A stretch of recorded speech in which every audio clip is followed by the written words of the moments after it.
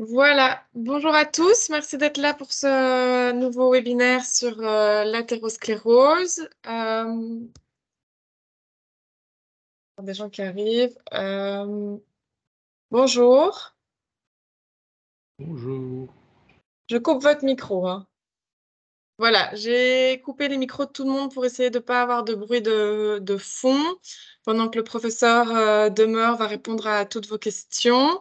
Donc, il va nous faire d'abord une petite introduction sur l'athérosclérose, donc pour voir un peu la maladie dans son ensemble. Et puis après, il répondra à vos questions. J'en ai reçu quelques-unes par mail que je lui ai déjà envoyées. Donc, il répondra à celle-là. Et si vous en avez d'autres, n'hésitez pas à lever la main dans le Teams pour qu'on puisse vous donner la parole. Merci. Et voilà, je laisse le professeur Demeure vous expliquer ce que c'est l'athérosclérose. Voilà, bonjour à tous, merci beaucoup. Donc, mon nom est Fabien Demeure, je suis cardiologue et aussi spécialiste surtout des lipides, du cholestérol au CHU UCL à Namur, sur le site de Montgodine. Donc, je fais partie aussi de la Société belge d'athérosclérose et on est impliqué récemment depuis pas mal de temps avec la Ligue pour beaucoup de projets. Donc ici, le but d'aujourd'hui, c'est de vous parler d'athérosclérose. Alors d'abord, qu'est-ce que c'est l'athérosclérose? Et il faut parfois faire une différenciation entre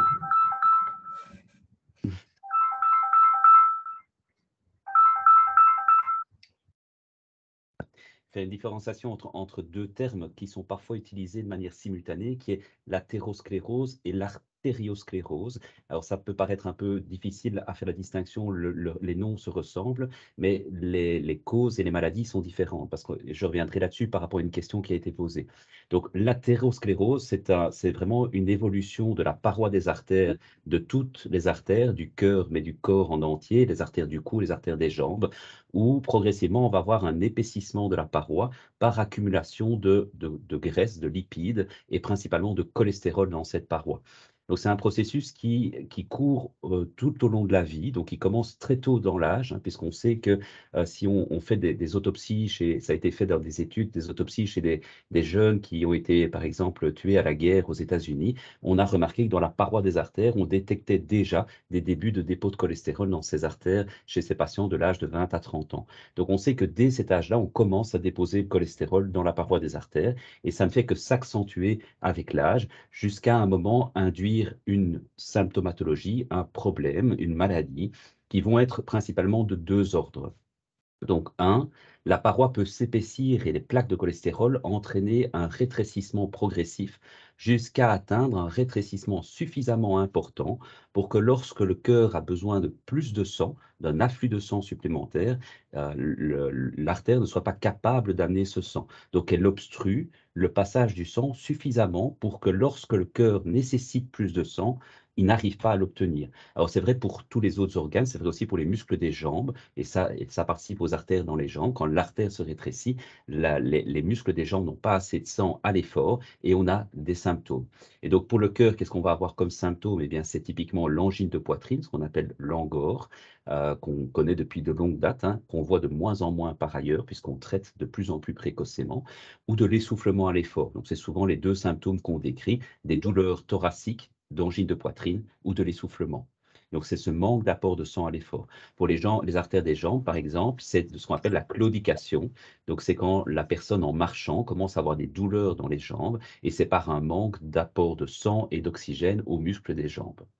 Donc ça, c'est les événements qui vont venir progressivement. La paroi se rétrécit petit à petit. Et donc, on voit ça vers l'âge moyen de 60, 65, 65 ans. Et c'est à ce moment-là que les symptômes apparaissent.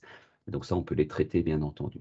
Et puis, il y a une autre forme de maladie qui est la forme de maladie plus aiguë, où brutalement, pour une raison diverse, la plaque de cholestérol, qui n'est pas toujours une plaque qui est très sévère, va se fissurer, va se rompre et va libérer son contenu dans la circulation du sang et former un caillot qui va bloquer partiellement ou totalement l'artère. Et donc, à ce moment-là, l'organe, ici le cœur, si on parle du cœur, n'aura plus du tout de sang qui va arriver dans une zone. Et ça, c'est l'infarctus. Et donc là, c'est une urgence vitale, puisque tout le temps qu'on passe sans afflux de sang dans cette zone, le cœur meurt jusqu'à un moment, si on ne réouvre pas l'artère, eh bien, toute la zone dont dépendait ce vaisseau va mourir.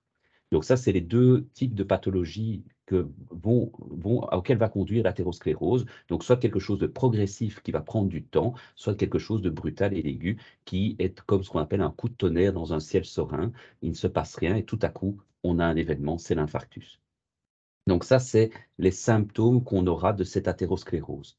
Alors, symptômes et conséquences. Alors, comment va se développer cette athérosclérose? Je vous ai expliqué que c'était un événement qui allait venir progressivement au cours de la vie, mais il y a des facteurs qui vont favoriser le développement de cette athérosclérose.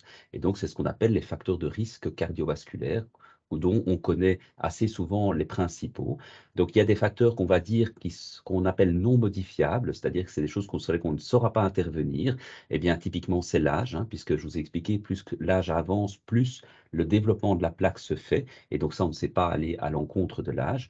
Le sexe, alors on sait que les hommes sont malheureusement beaucoup plus sujets à faire des événements cardiovasculaires, surtout après à un certain âge. On estime que les hommes font des problèmes cardiaques et vasculaires 10 ans plus tôt que les femmes, puisque les femmes sont protégées pendant une partie de la vie, jusqu'à l'âge de la ménopause, par le statut hormonal.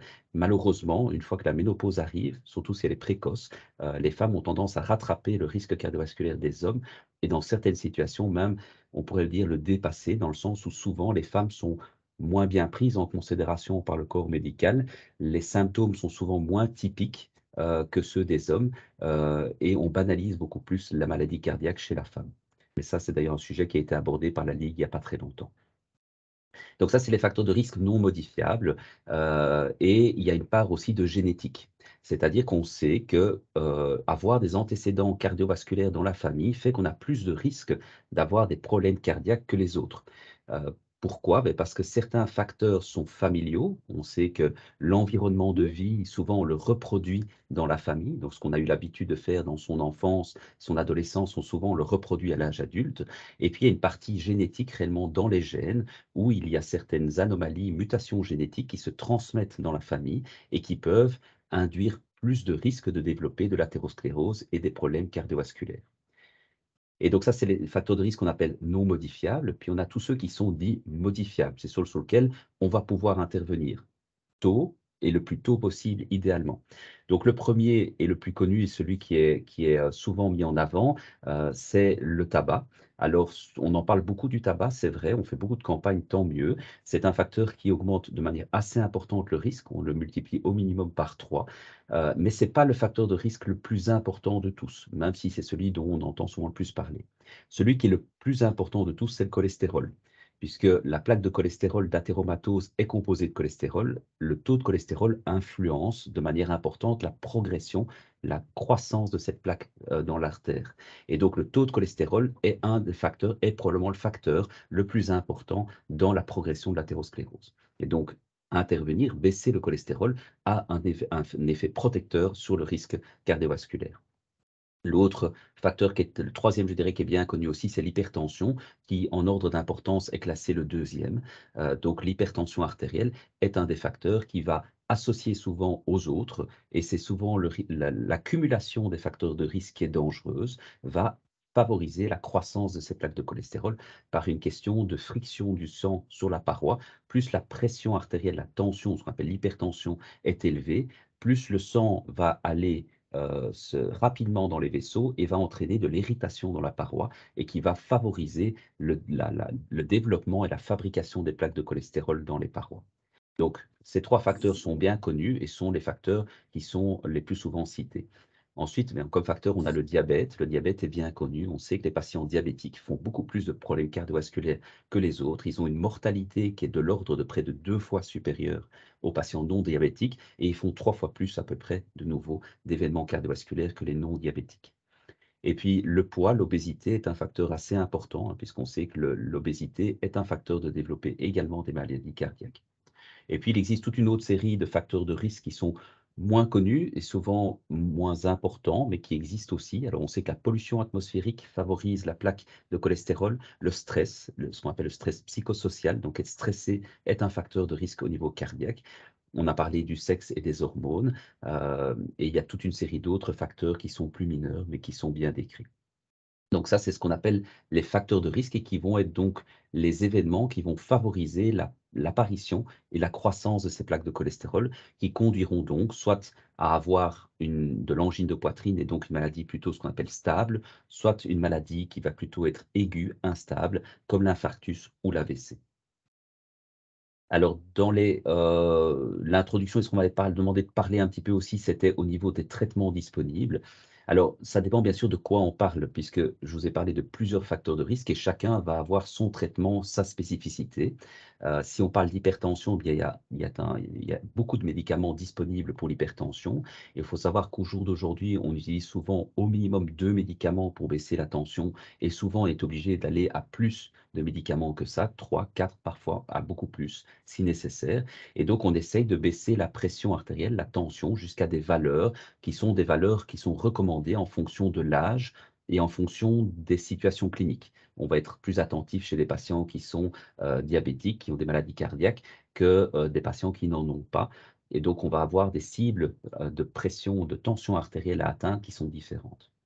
Pour ce qui est du cholestérol, alors il y a des médicaments plus anciens qui sont bien connus, hein. Donc le premier et le plus ancien, qui a presque maintenant 40 ans, sont les statines. Donc c'est celui qui a été le plus étudié, qui est probablement le plus efficace, qui a bien démontré que ça permet de baisser le cholestérol, mais surtout de prévenir le fait de faire un infarctus, de faire des maladies cardiaques, des maladies cérébrales et vasculaires, et surtout de diminuer le risque de mourir de problèmes cardiaques. Donc c'est la molécule qui a le plus d'évidence. Puis on a eu des médicaments plus tard. Donc le deuxième était l'ézetimibe, l'ézetrol, qui est disponible depuis maintenant à peu près 2005, plus ou moins, et qui existe et qui a été démontré en association avec les statines comme étant efficace. Et puis plus récemment, l'année passée, sont arrivées des nouvelles molécules. Enfin, pardon, je reviens un petit peu en arrière. Il y a quelques années, sont arrivés des médicaments assez spécifiques qui sont ce qu'on appelle les anticorps anti-PCSK9. Ce sont des médicaments qui ont été développés et sont disponibles en Belgique, malheureusement, uniquement dans une catégorie de patients assez stricte qui sont les hypercholestérolémies familiales.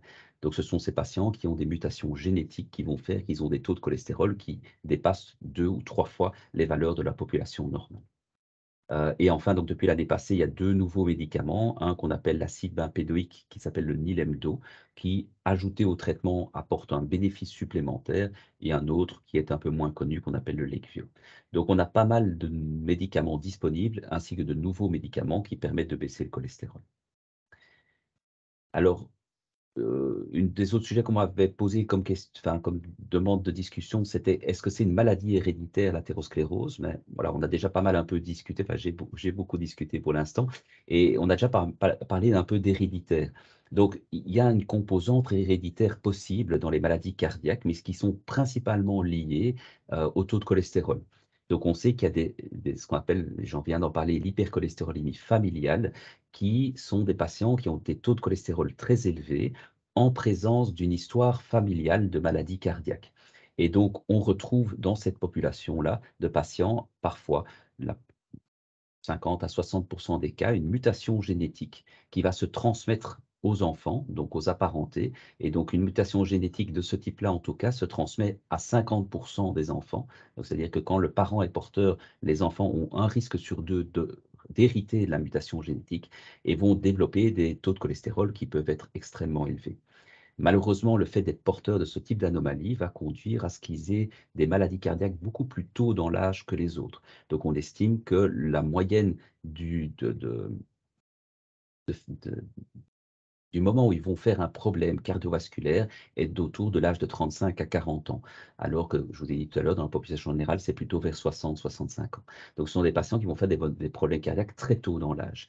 Et l'avantage de le savoir, c'est qu'on peut traiter ça. C'est-à-dire que si on traite le cholestérol chez ces patients très jeunes, et donc parfois on traite dès l'âge de 12 ans, et même parfois même plus précocement, on permet d'éviter que ces patients fassent des problèmes cardiaques aussitôt dans l'âge. Donc oui, il peut y avoir une part héréditaire de l'athérosclérose, mais surtout liée et principalement à ces mutations génétiques dans le cholestérol et qu'on retrouve assez fréquemment, hein, puisqu'on estime qu'à peu près une personne sur 250 à 300 est porteur d'une mutation qui va conduire à une hypercholestérolémie familiale. Euh, je pense que j'ai abordé pas mal des sujets d'introduction qu'on m'avait demandé de poser. Alors, je ne sais pas si on démarre d'emblée avec les questions que j'ai reçues ou si déjà certaines personnes voudraient poser par rapport à là une question. Bah, alors, on peut peut-être démarrer avec les questions que j'avais déjà reçues. Et alors, D'accord. après ça, si vous avez encore d'autres questions, on aura toujours un peu de temps pour les poser. Je ne sais pas, professeur Demeure, si vous voulez que je les répète ou si vous les avez sous les yeux. Je les ai sous les yeux, il n'y a pas de Ok, souci. parfait. Alors, je vous laisse continuer. Ça va. Alors, je vais commencer par la première de la liste, enfin peu importe, mais qui justement va revenir sur un concept que j'ai abordé au tout début. On m'a posé la question, est-ce que l'athérosclérose conduit automatiquement à l'hypertension artérielle? Et donc, c'est là que je vais revenir sur les définitions. Donc, on parle ici d'athérosclérose, donc c'est-à-dire le développement de plaques de cholestérol dans la paroi des artères, qui est cette maladie qui conduit donc aux événements cardiovasculaires. Et quand on parle d'hypertension artérielle, on parle plutôt d'artériosclérose et pas d'athérosclérose. Et donc, l'artériosclérose, c'est un épaississement de la paroi des artères qui n'est pas nécessairement dû à un dépôt de cholestérol. Et donc, l'artériosclérose est quelque chose qui survient aussi avec l'âge. Et donc, on sait que la paroi des artères avec l'âge, et aussi dans des situations très spécifiques de maladies particulières, la paroi des artères s'épaissit, mais pas nécessairement liée à un dépôt de cholestérol. Et donc, cet épaississement de la paroi de l'artère va entraîner que l'artère est moins souple, elle est plus rigide. Et quand cette artère est moins souple et plus rigide, elle va conduire au développement de l'hypertension artérielle. Et donc, l'hypertension artérielle est la conséquence de l'artériosclérose et pas de l'athérosclérose. Et l'artériosclérose, cet épaississement non sans cholestérol ou pas spécialement avec du cholestérol de la paroi des artères, survient souvent avec l'âge, et c'est pour cette raison pour laquelle l'hypertension est quelque chose qui vient avec l'âge. Donc on sait qu'à peu près, on dit qu'en moyenne, une personne sur trois après l'âge de 65 ans est considérée comme hypertendue, selon les définitions. Mais parmi celles-là, malheureusement, seule une petite partie est diagnostiquée et traitée, et malheureusement encore moins convenablement traitée, puisqu'on sait que à peu près euh, 50 à 60% des personnes hypertendues en Belgique sont traitées convenablement, c'est-à-dire atteignent les bonnes valeurs d'hypertension. Donc ça, c'est pour la première question, et c'est surtout la différence entre l'athérosclérose et l'artériosclérose. Voilà, quand je le dis, c'est peut-être pas tout à fait facile à comprendre la différence. Écrit, c'est plus facile, et donc c'est deux maladies différentes. Donc ça répond, je pense déjà à la première question. Alors, je vais poursuivre Mais alors, sur... moi, j'ai juste un petit Oui. complément d'information à demander. Alors, parce que l'hypertension, c'est quand même un des facteurs, une des causes aussi de l'athérosclérose.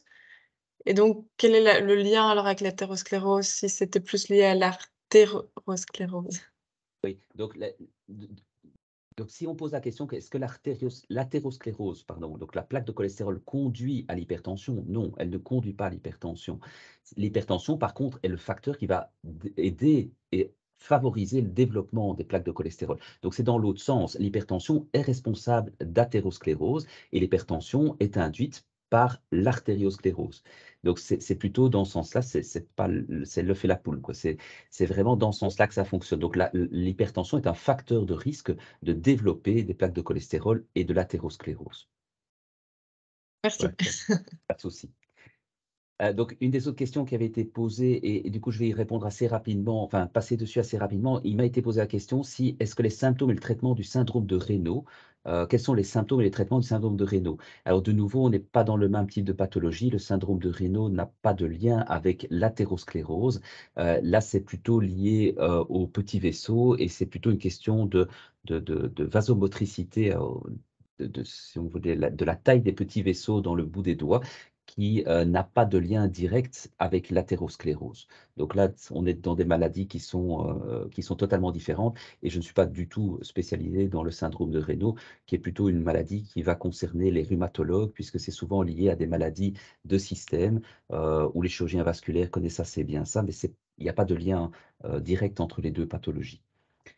Euh, une des questions était aussi, y a-t-il des traitements pour éliminer complètement les plaques à l'intérieur des artères? Alors malheureusement non, ce serait, je pense, le bonheur de beaucoup de spécialistes de prévention comme moi, peut-être moins des spécialistes des traitements parce que ça, du coup, ça, ils perdraient leur job parce qu'on n'aurait plus de traitement à faire, mais on ne sait pas retirer les plaques de cholestérol. Malheureusement, une fois qu'elles sont là, une fois qu'elles apparaissent, elles vont se développer. Tout ce qu'on peut faire et espérer, c'est de freiner le développement des plaques de cholestérol. Et comme je disais tout à l'heure, on les voit dans les artères, le début en tout cas, dès l'âge de 20 à 30 ans. Donc c'est probablement et certainement vers cet âge-là qu'il faut commencer déjà à se poser la question de prévention pour éviter le développement de ces plaques.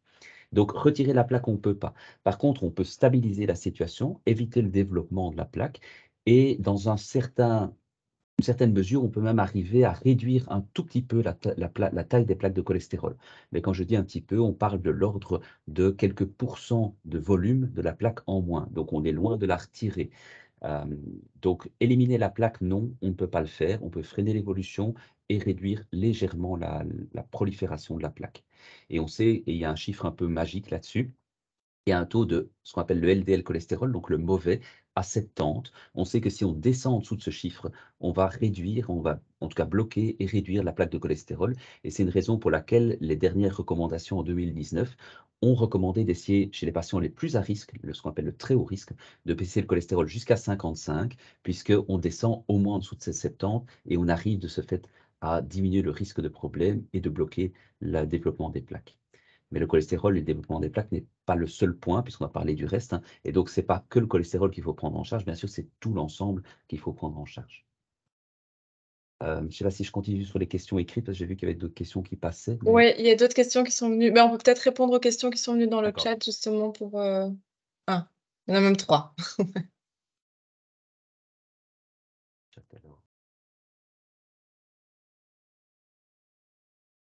Alors, la première question, c'est quel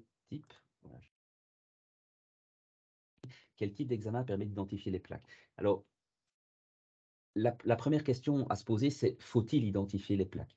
Donc, au jour d'aujourd'hui, quand on parle de prévention, on se base sur ce qu'on appelle l'évaluation du risque cardiovasculaire. Pour ça, on utilise une table de risque, qu'on appelle la table score 2, depuis 2021 en tout cas, qui, selon les facteurs de risque, donc l'âge, le sexe, le fait de fumer, la valeur de tension et le taux de cholestérol, va donner un risque en pourcentage de faire un événement cardiovasculaire, donc infarctus, AVC ou mourir d'un problème cardiovasculaire dans les 10 ans qui viennent. Donc, c'est des statistiques. Et grâce à ce chiffre, on classe les patients en risque faible à modéré, haut ou très haut. Et c'est sur base de cette évaluation qu'on décidera s'il faut oui ou non traiter le patient et à quelle intensité il faudra traiter le patient. Alors, on peut ajouter des examens. Donc, on peut faire des examens pour identifier les plaques. Et donc, typiquement, l'examen qu'on va appeler le gold standard, donc l'examen qui va vraiment être certain, c'est la coronarographie. Donc, c'est un examen extrêmement lourd, onéreux, qui ne se justifie pas d'être fait, hormis dans des situations qui nécessitent une prise en charge. Alors, on peut utiliser d'autres examens qui sont non invasifs. Et donc, typiquement, se développe de plus en plus le scanner coronaire.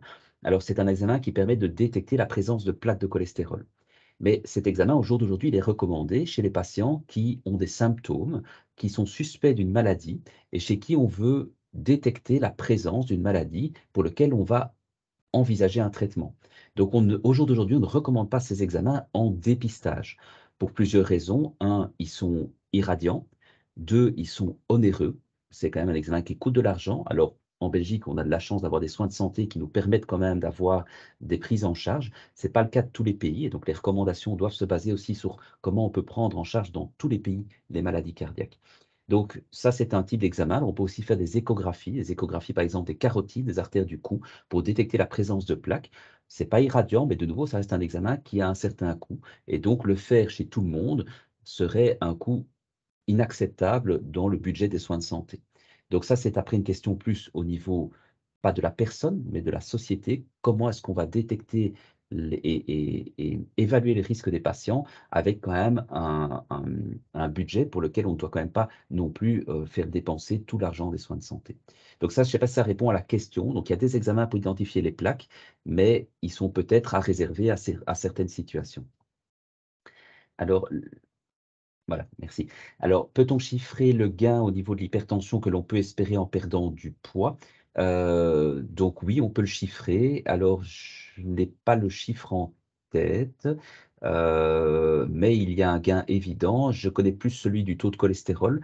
Donc ça, il faut imaginer qu'une perte de poids de l'ordre, mais il faut qu'elle soit au moins au moins de l'ordre de 5% du poids corporel, va commencer à entraîner une baisse du taux de cholestérol qui peut être de l'ordre d'à peu près 5, maximum 10%. Donc l'alimentation et la perte de poids n'est pas quelque chose pour le cholestérol qui est extrêmement efficace. Donc ça va baisser de l'ordre de maximum 5 à 10% le taux de cholestérol.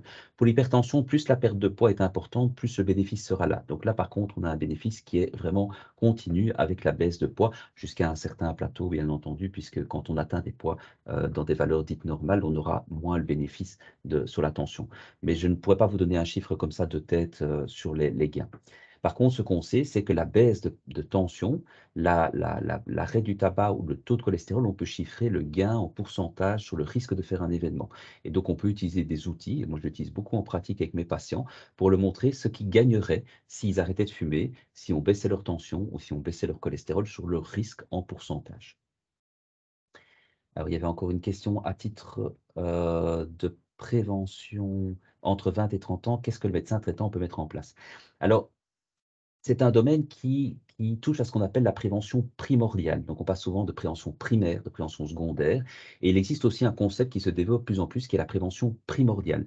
Donc, c'est vraiment le fait d'éviter que la personne ne développe des facteurs de risque. Donc là, on n'est plus sur le dépistage et la prise en charge des facteurs de risque comme dans la prévention primaire, mais de tout faire pour que quelqu'un, et là, bien sûr, à un âge beaucoup plus précoce, va éviter de développer des facteurs de risque.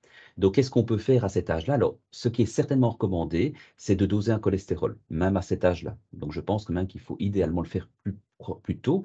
Et on pourrait même discuter si ça ne devrait pas faire partie des évaluations dès la naissance, de savoir quel est le taux de cholestérol, et ce, afin de dépister les enfants et les adolescents qui ont des taux de cholestérol très élevés. Et comme je disais tout à l'heure, alors dépister s'il y a une hypercholestérolémie familiale, puisque là, on va envisager de traiter médicamenteusement dès l'âge parfois de 9 à 12 ans. Pour le reste, c'est surtout un incitant auprès des jeunes d'avoir une vie saine. Donc, c'est là-dessus qu'on doit travailler, c'est-à-dire faire la promotion dans les écoles. Je pense que c'est vraiment là sa place sur une hygiène de vie saine, sur le tabac, sur le poids, sur l'alimentation. Donc, c'est vraiment à ce niveau-là qu'il faut prendre en charge les choses. Et pour la tension, ben, on sait qu'il faut dépister la tension. Alors que si elle est normale, tous les 3 à 5 ans, dès l'âge de 20 ans, il ne faut pas hésiter à prendre une tension de manière régulière, pour autant qu'on voit le patient, puisque c'est souvent des patients qu'on ne voit pas beaucoup en consultation, même en première ligne. Alors, comment un haut niveau de glycémie intervient-il dans l'athérosclérose? Euh, alors, il y a beaucoup de mécanismes qui interviennent dans le diabète par rapport au développement de l'athérosclérose. Donc, il y a un impact direct de l'hémoglobine glyquée et de la glycémie sur la plaque d'athérosclérose. Et puis, il y a tout un impact direct, indirect par l'impact sur le reste. C'est-à-dire qu'on sait que le poids va être modifié. On sait que ça va impacter potentiellement la fonction rénale qui, par les mécanismes, divers mécanismes qui sont aussi liés à certains niveaux de sécrétion d'hormones va favoriser le développement des plaques.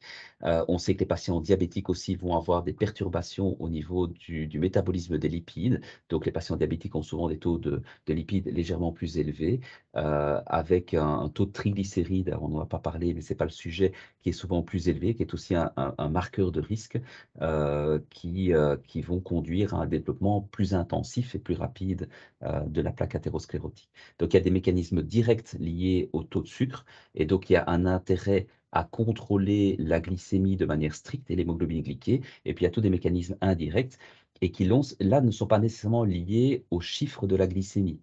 Et donc, c'est pour ça qu'on sait maintenant qu'il y a plusieurs médications relativement récentes dans le diabète qui ont un bénéfice au niveau cardiovasculaire. Et je pense typiquement à ce on appelle les agonistes GLP-1. Alors, on entend beaucoup parler maintenant de ce qu'on appelle l'Ozempic, puisqu'il est en plus utilisé pour la perte de poids. Et donc, ce médicament qui est un antidiabétique empêche la survenue d'événements cardiaques et vasculaires d'une autre manière que simplement liée à la baisse du taux de sucre. Donc, on a vraiment chez le diabétique un impact tant de la glycémie que d'autres choses sur le risque de faire des problèmes cardiaques. Voilà, je ne sais pas si ça répond à la question posée. Donc, du coup, je pense qu'on a parcouru les questions qui étaient pour l'instant. Je vais peut-être revenir sur les autres questions qui avaient été envoyées en avance. Donc, il y avait une question qui était sur quels sont les effets multiples des médicaments inhibiteurs de cholestérol, tels que le maintien du taux de cholestérol sanguin et la protection, amélioration de la paroi artérielle.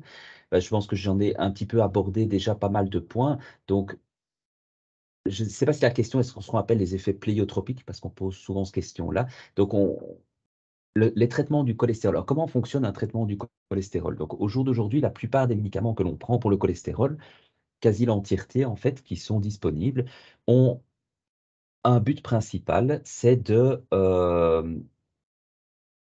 favoriser l'élimination du cholestérol par le foie, pour simplifier les choses. Donc, si on prend les 3 médicaments qui sont les statines, les étimibes et le tout nouveau qui est l'acide bempédoïque, ces médicaments ont tous comme effet de baisser la fabrication par le foie de son cholestérol. Donc, dans le corps, toutes les cellules fabriquent du cholestérol, absolument toutes. Et elles ont toutes besoin de cholestérol, c'est-à-dire que toutes nos cellules sont composées et elles sont fabriquées avec du cholestérol. Donc elles fabriquent du cholestérol pour leur fabrication. Le seul problème, c'est qu'elles en fabriquent souvent de trop, et principalement dans certaines populations comme les nôtres. Et donc, une fois qu'elles ont puisé ce qu'elles avaient besoin, elles déversent le reste dans le sang circulant. Et c'est ça qu'on va doser dans la prise de sang. Donc, en fait, ce qu'on dose dans la prise de sang, le cholestérol qu'on dose dans la prise de sang, c'est celui qui est en excès. C'est celui dont le corps n'a pas besoin et aimerait se débarrasser. Malheureusement, notre corps n'est peut-être pas aussi bien fait qu'on l'aimerait et il n'arrive pas à se débarrasser de l'entièreté du cholestérol qui est produit en excès. Et donc, ce qu'on fait avec les médicaments, c'est qu'on empêche le foie de fabriquer son propre cholestérol. Et comme on l'empêche de fabriquer son cholestérol et qu'il en a moins, il va se dire, j'ai besoin de cholestérol. Donc, qu'est-ce qu'il va aller faire? Il va aller dire, moi, je vais aller chercher celui qu'il y a dans le sang pour compenser celui que je fabrique plus. Et donc, il va fabriquer des récepteurs, qu'on appelle les récepteurs ou LDL, à sa surface, qui vont aller chercher le cholestérol LDL, le mauvais cholestérol, ce qu'on appelle le mauvais cholestérol, dans le sang. Et il va le faire rentrer dans le foie. Et une fois qu'il est dans le foie, il va suivre un parcours où il va être en fait éliminé par le foie au niveau des selles biliaires. Et donc, comme on l'empêche de fabriquer son cholestérol, il va en chercher plus pour l'éliminer. Et donc, du coup, par ce mécanisme-là, on incite le foie à éliminer le cholestérol. Et ça fonctionne bien puisqu'on sait que les statines, pour les plus efficaces, vont faire baisser de l'ordre de 50 jusqu'à 60-65% le taux de LDL cholestérol. Donc, ce mécanisme-là fonctionne très bien. Les étimibes tout seuls baissent de l'ordre de 15 à 20% et l'acide bempédoïque tout seul de l'ordre à peu près de 25, 30, 35%. Donc ça, c'est pour les ordres d'idées du fonctionnement de ces médicaments. Puis les nouveaux médicaments, ce qu'on appelle les médicaments qui ciblent le PCSK9. Alors, je ne vais pas rentrer dans les détails, mais le PCSK9 est une protéine qui agit avec les récepteurs et qui les détruit. Et donc, en fait, on va bloquer celle-ci, cette protéine. Et donc, en la bloquant, de diverses manières avec les médicaments, on va augmenter le nombre de récepteurs à la surface. Donc ici, là, on ne crée pas un manque de cholestérol par le foie, on lui donne plus de moyens d'aller chercher dans le sang celui qui circule. Et donc, du coup, comme il a plus de récepteurs, il va aller en chercher et puiser plus, et donc il va l'éliminer de manière plus importante. Et ce type de médicament baisse le cholestérol de l'ordre de 40 à 50-55% du mauvais cholestérol. Donc ça, c'est l'efficacité de ces types de médicaments. Et bien sûr, cette activité, elle est combinée, elle est additive. Donc, si on prend une statine, qu'on y ajoute de l'ézetimibe et qu'on y ajoute ce médicament qui cible le PCSK9, on peut obtenir une baisse de l'ordre de jusqu'à 85% du taux de mauvais cholestérol. Ce qui est extrêmement important pour des patients, comme je parlais tout à l'heure, qui ont une hypercholestérolémie familiale, puisque ces patients ont des taux de cholestérol pour le mauvais, le LDL, qui peuvent aller de l'ordre de jusqu'à 400, 450, 500, voire même plus. La moyenne en Belgique est de l'ordre de 130. Donc, c'est vraiment des patients qui ont des taux très élevés. Donc, j'ai un patient que je suis qui a 4 médicaments pour le cholestérol. Et grâce à ça, il est passé de 450 de mauvais cholestérol à actuellement 40. Donc, on a pu, grâce à ça, lui baisser de 90% son taux de mauvais cholestérol. Et donc, j'espère bien, de ce fait, arriver à le protéger de manière efficace qu'il ait des problèmes cardiaques dans le futur.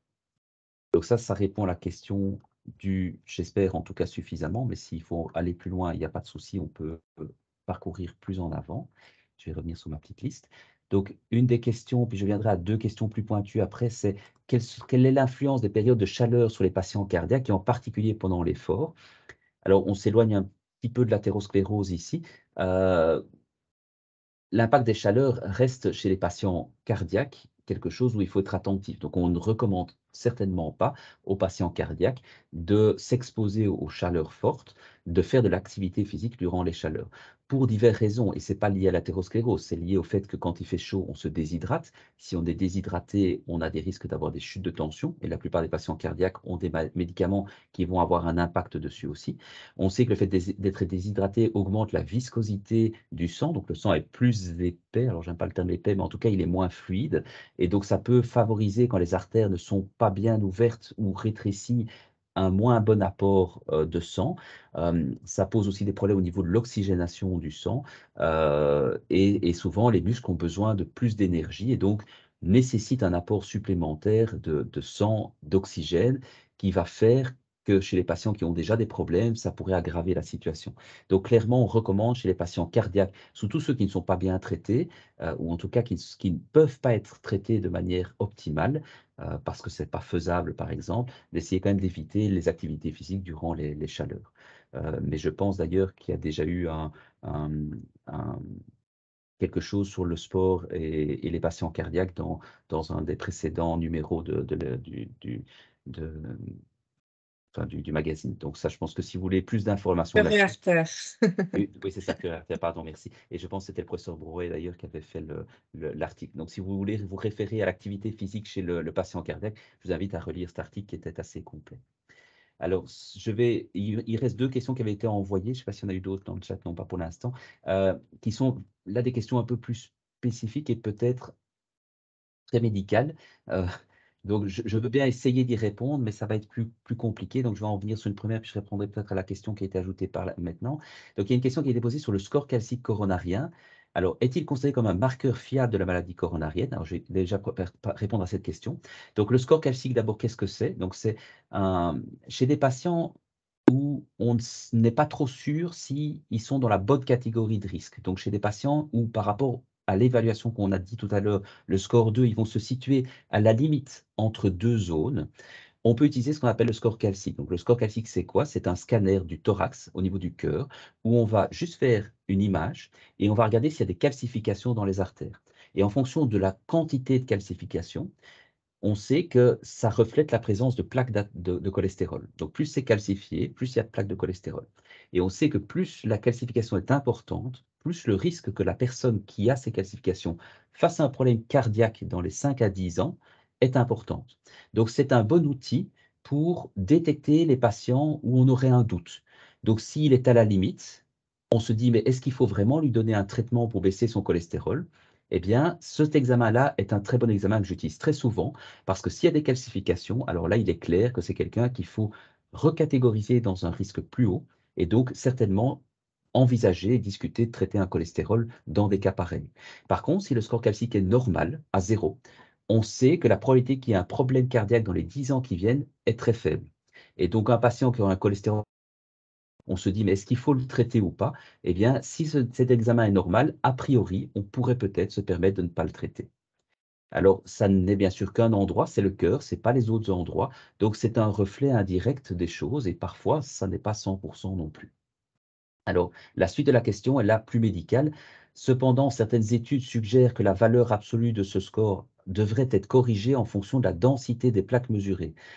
Densité élevée réduit considérablement le risque de score calcique coronarien plus élevé.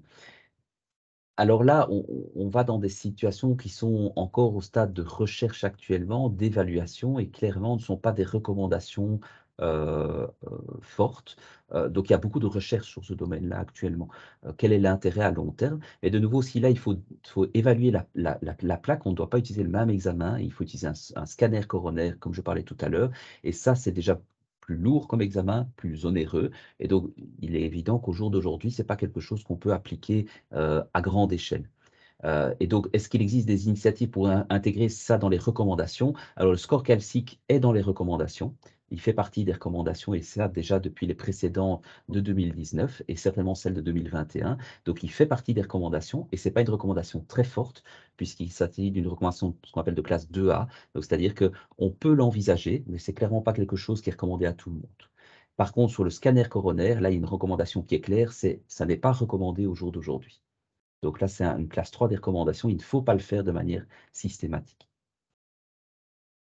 Alors, je vais retourner sur le chat. Dans le cas de l'hypertriglycéridémie, seuls chez les patients jeunes, on doit d'office traiter par un phénofibrate.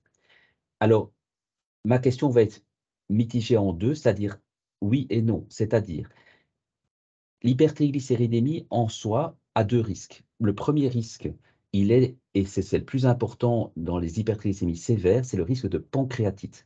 Donc ça n'a rien à voir avec le cœur, mais on sait que les patients qui ont un taux de triglycérides au moins supérieur à 700, certainement au-delà de 800 et certainement encore au-delà de 1000, bien à jeun après plusieurs contrôles, ont un risque important de développer une pancréatite. Et donc ces patients doivent être traités pour baisser les triglycérides. Chez tous les autres patients qui ont des triglycérides élevés, mais pas aussi élevés, c'est un marqueur de risque de faire des problèmes cardiaques, mais il n'est pas directement lié à l'athérosclérose. Donc, les triglycérides ne donnent pas les plaques d'athérosclérose. Mais on sait que les patients qui ont des taux de triglycérides élevés, pour plusieurs raisons, entre autres liées à l'insulinorésistance et au diabète, vont faire plus de maladies cardiaques. Mais traiter purement les triglycérides n'a jamais prouvé, dans ces catégories de patients-là, de manière certaine que ça protège de faire des problèmes cardiaques, et certainement pas avec les fibrates. Donc le premier traitement recommandé pour les triglycérides élevés, ce sont les statines, et pas les fibrates. Les fibrates doivent être réservés en deuxième, voire troisième ligne de traitement quand on ne s'en sort pas avec au moins les statines, voire même maintenant avec peut-être l'acide bempédoïque, même si ça va directement de lien sur les triglycérides, mais souvent c'est en deux ou troisième ligne. Mais le premier traitement des triglycérides, ce sont les statines. C'est plus efficace pour faire baisser les triglycérides que les fibrates, et ça fait baisser le risque de faire des problèmes cardiovasculaires, ce que ne fait pas les fibrates. Donc les fibrates sont maintenant très fort mis sur le côté et sont des médicaments qui devraient plus être trop utilisés.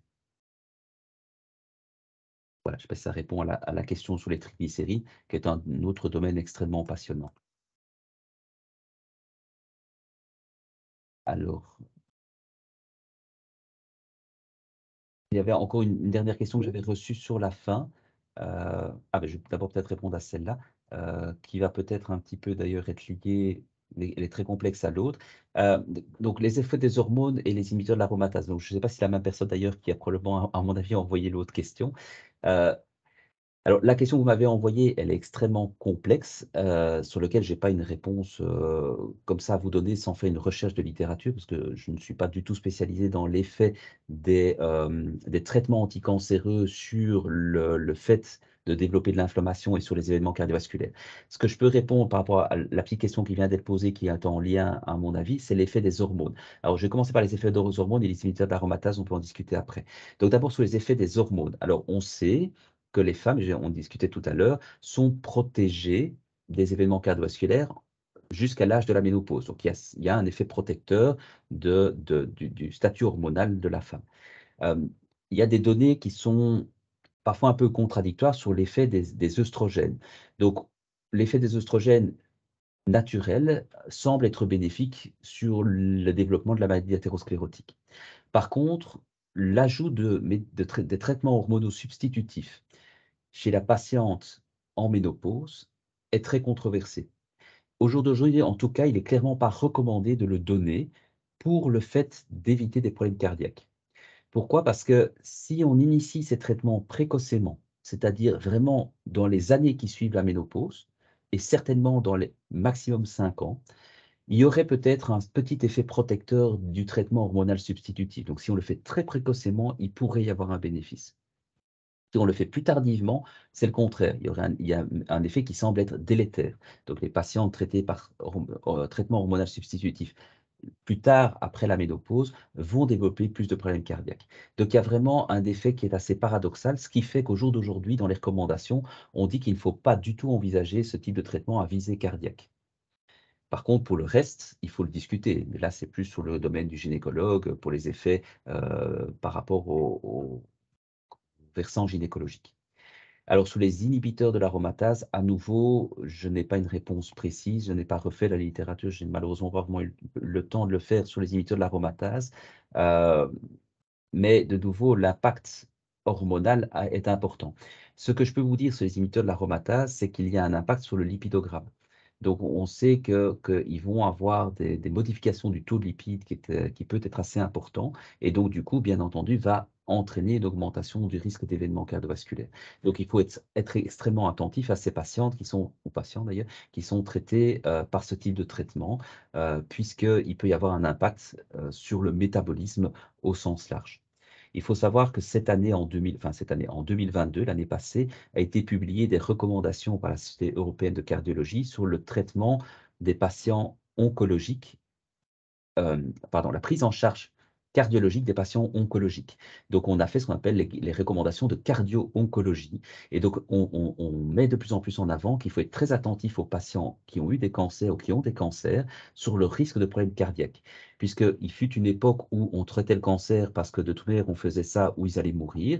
Et même sous traitement, souvent, le résultat à long terme n'était pas toujours excellent.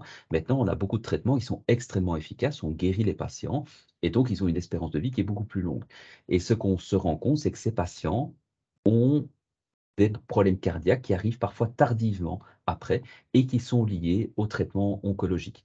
Et donc, avant, on se disait, bon, on ne va quand même pas donner un traitement pour le cholestérol à quelqu'un qui est en chimio. Eh bien, maintenant, on se dit, bah, si, probablement qu'il faudrait quand même le faire, parce que si on donne une chimio, c'est pour les guérir, ben, il faut aussi s'occuper du reste. C'est-à-dire se dire, oui, mais on ne va pas s'occuper de la tension du cholestérol, on aura bien le temps. Non, ce n'est pas une bonne idée, parce qu'en fait, ces patients font des problèmes assez rapidement ou tardivement suite au traitement, et donc il faut être attentif au risque cardiovasculaire de ces patients, même durant leur traitement oncologique. Et donc, l'inhibiteur de l'aromatase en fait partie, donc il faut être attentif et prendre en charge de manière souvent agressive les facteurs de risque de ces patients. Alors, je ne sais pas si ça répond à votre question. Si vous voulez qu'on développe plus, on peut essayer en tout cas.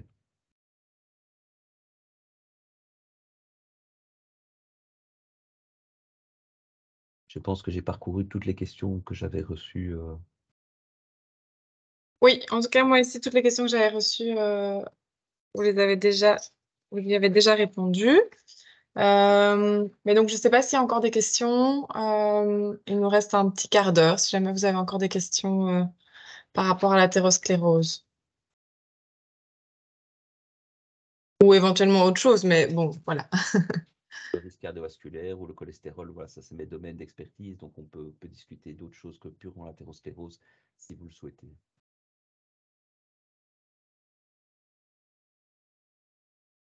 Vous pouvez aussi mettre votre micro, hein, si jamais c'est plus facile de poser votre question à voix haute plutôt.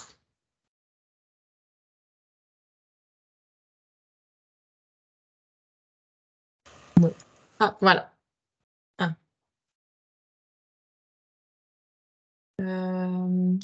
Bon, bah, s'il n'y a plus de questions, alors, ou si vous pouvez lever la main pour si je ne vous ai pas vu ou entendu.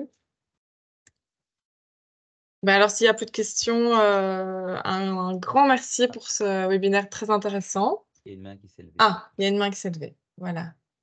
Ah, ben, je pense que c'est Dr Hurel. Justement, c'est vous qui m'avez envoyé la question, la dernière question un peu plus compliquée. Mais on vous laisse la parole alors.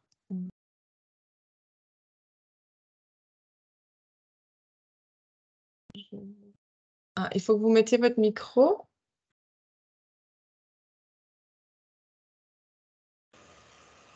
Voilà. Ouais, là, on vous entend. Tremble. Voilà, là, on vous entend. Non plus. Voilà. Donc, l'inflammation. Donc, on sait que les statines diminuent aussi l'inflammation, surtout le Crestor.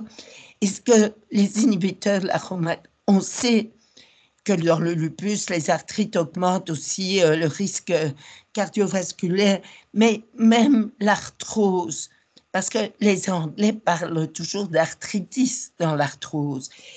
Et ce qui me...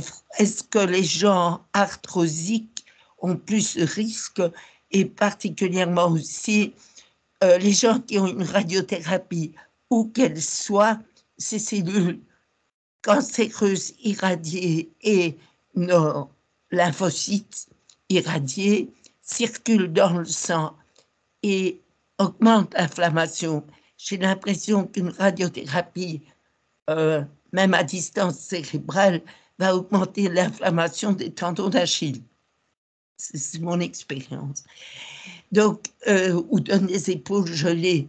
Alors, il y a le côté psychologique, le stress, mais l'inflammation, est-ce que vous pouvez dire, est-ce que les gens, vous avez parlé des cancéreux, les irradiés, les enfants qui ont eu une radiothérapie cérébrale pour une leucémie, les gens qui ont de l'arthrose, qui ont donc au fond une inflammation, ils sont plus à risque, j'imagine. Alors, je vais essayer de répondre en deux parties à votre question. Premièrement, sur l'inflammation, les maladies inflammatoires. Donc, il est certain et démontré que beaucoup de maladies inflammatoires chroniques augmentent le risque d'événements cardiovasculaires. Et donc, dans ces maladies-là, ce qui est très démontré, c'est la polyarthrite rhumatoïde. Donc, les patients qui ont une polyarthrite rhumatoïde ont 50% de risque en plus de faire des problèmes cardiaques que les autres. C'est vrai aussi pour toutes les maladies inflammatoires, la maladie de Crohn, la rectocolite ulcéro-hémorragique, ils ont de l'ordre de 30% de risque supplémentaire. Dans toutes les autres maladies, il y a le psoriasis aussi, excusez-moi, le psoriasis également, on est de l'ordre du même. Toutes les autres d'études cliniques qui l'ont démontré de manière probante, mais certainement. Alors, dans un deuxième volet, c'est l'inflammation. Alors, on sait que les patients qui ont une inflammation chronique détectée à la prise de sang par ce qu'on appelle l'HSCRP ont plus d'événements cardiovasculaires et baisser cette inflammation a un effet positif. Alors, il y a des traitements qui ont été évalués. Il y a eu un traitement qui était ce qu'on appelle un anti-interleukine, peu importe. Il fonctionnait très bien, extrêmement onéreux, n'a jamais été commercialisé à cause de ça. Par contre, un médicament beaucoup plus ancien, qui coûte peu cher, qui est la colchicine, a démontré un bénéfice très important, moins 30% d'événements cardiaques en prenant de la colchicine tous les jours. Mais malheureusement, une personne sur 3 l'arrêtait parce qu'elles avaient des diarrhées. Donc, oui, il y a des choses qui sont certainement faisables. Il y a beaucoup, beaucoup de recherches encore sur ce domaine-là. Donc ça, c'est pour les maladies inflammatoires, l'inflammation. Alors sur le côté cancéreux, de nouveau, comme j'ai dit tout à l'heure, je ne suis pas spécialiste dans le domaine et je n'ai pas refait de littérature là-dessus. Sur l'effet de la radiothérapie à distance du cœur, je ne pourrais pas vous dire. Par contre, sur le cœur, clairement, ça a été démontré, ça développe des maladies cardiaques et des maladies de la valve aortique chez les patients qui ont une radiothérapie du thorax. Et ce n'est pas lié à de l'athérosclérose, bien que ça l'accentue un peu, mais c'est même une maladie qui est liée à de la fibrose des artères. Donc, on est même dans un autre type de maladie qui n'a malheureusement pas grand-chose en lien direct avec l'athérosclérose. Ah. Voilà. Bon, merci beaucoup. Je vous en prie. Parce qu'on confond fibrose et artériosclérose. Tout à fait. Donc, c'est des maladies un peu différentes, bien qu'elles ont souvent un ordre d'idées commun. Alors, je vois qu'il y a une autre question sur le centre de la mémoire. Peut-il être affecté par l'artériosclérose? Alors, de nouveau, on mélange artériosclérose et athérosclérose. Donc, le centre, alors je ne suis pas neurologue, hein, donc malheureusement, je n'aurai pas une réponse à vous donner précise là-dessus. Le centre de la mémoire étant dans le cerveau, si la zone est touchée par une maladie au niveau des artères de petit calibre dans le cerveau, comme on le voit dans certaines formes d'AVC, oui, mais pas. Et les démences sont liées à une maladie des petits vaisseaux. Donc, on sait maintenant, et ça a été démontré encore avec une belle étude l'année passée aux États-Unis, que donner des statines à des patients réduit le risque de démence et probablement aussi de perte de mémoire parce qu'on affecte les petits vaisseaux et probablement les petits vaisseaux qui sont dans cette zone. Donc la maladie des petits vaisseaux est une forme de maladie artérielle du cerveau et qui peut être favorablement traitée par les statines alors qu'on avait dit dans le passé, de nouveau dans les mauvaises presses des statines, que ça augmentait le risque de démence et en fait c'est le contraire qui a pu être démontré. Et ce, sur des études de longue durée. C'est pour ça qu'il a fallu très longtemps pour le démontrer, puisqu'il a fallu le temps de voir l'effet. Et maintenant qu'on a au moins 30 à 40 ans de recul sur les statines, on peut le dire. Alors, à quelle fréquence le médecin généraliste peut faire un bilan général sanguin dans le cadre du dépistage de l'hypercholestérolémie chez un patient en bonne santé sans antécédents? C'est le cas pour les patients qui viennent faire un check-up. Alors, il est recommandé de faire un lipidogramme certainement au moins une fois dans la vie avant 40 ans. Alors, il faut savoir que le taux de cholestérol, il est stable dans le temps. C'est-à-dire que le cholestérol va augmenter progressivement de la naissance jusqu'à l'âge à peu près de 12 ans. Et puis, à partir de 12 jusqu'à 18 ans, il va très légèrement encore se modifier. Puis, en général, à partir de 15-18 ans, il ne bouge quasi plus. Alors, quand je dis quasi plus, il y a toujours une variation de l'ordre de 5-10%, mais va rester assez stable tout au long de la vie. hormis des situations qui vont entraîner une modification du cholestérol, comme la ménopause chez la femme. Donc, c'est-à-dire que chez les patients de moins de 40 ans, il est probablement utile, surtout s'ils ont des antécédents dans la famille, de faire un jour un dosage du cholestérol pour voir à quel niveau ils sont. Par ailleurs, en même temps que le dosage du cholestérol, de plus en plus on recommande, et on reviendra probablement avec la Société belge d'athérosclérose, le Belgian Lipid Club, sur ça d'ici quelques mois, c'est doser aussi ce qu'on appelle la lipoprotéine A. La lipoprotéine A, c'est une forme de cholestérol un peu particulière qui augmente le risque chez les patients jeunes de faire des problèmes cardiaques tôt. Et donc, avant 40 ans, probablement au moins une fois, c'est certain, mais le répéter régulièrement chez des jeunes, si le cholestérol est normal ou dans des valeurs limites, n'est pas recommandé. Après, à l'âge de 40 ans, commence à rentrer l'âge dans lequel on propose de faire une évaluation du risque cardiovasculaire, puisque le score 2 commence à partir de 40 ans. Et là, on recommande de le faire de manière périodique. Alors, périodique, ça veut dire quoi? Alors, il n'y a pas de réponse claire, mais toutes les années, peut-être probablement excessif chez les patients qui sont en prévention primaire, mais de manière régulière, tous les 3 à 5 ans, probablement. Chez les patients traités, par contre, on recommande de doser une fois par an pour contrôler la cible du cholestérol chaque année. Donc ça, je ne sais pas si ça répond à la question, mais c'est à peu près ce qu'on recommande. Quid du sport en cas d'insuffisance aortique, minime et légère dilatation de l'aorte ascendante? Alors, de nouveau, ça dépasse beaucoup l'athérosclérose. Il n'y a pas de, alors, si l'insuffisance aortique est minime et la dilatation légère de l'aorte ascendante, il n'y a aucune limitation à l'activité physique. Donc, la limitation, elle est uniquement si l'aorte ascendante est dilatée de façon significative et l'insuffisance aortique, elle doit être au minimum modérée, voire sévère, qu'on recommande une limitation de l'activité physique. Donc, pas de limitation.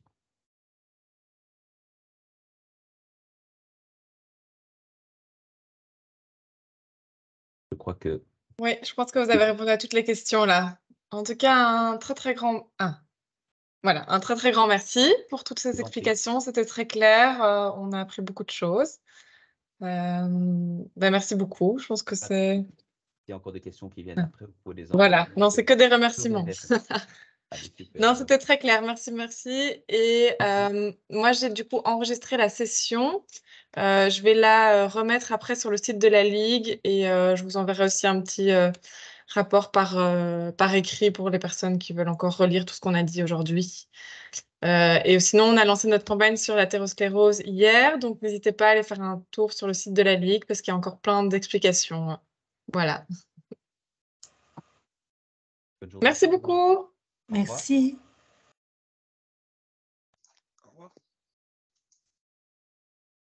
Là, comment je vais le faire ?